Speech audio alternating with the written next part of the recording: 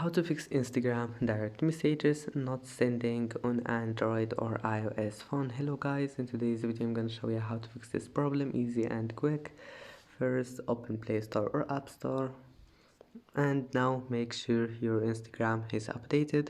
If you found here update, just click update, it's easy.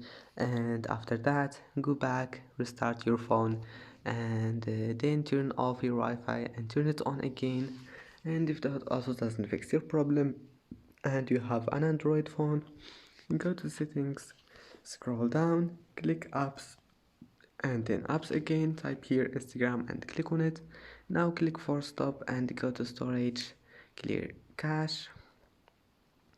And if you have an iPhone, just delete your Instagram and install it again. And that's it, it's easy.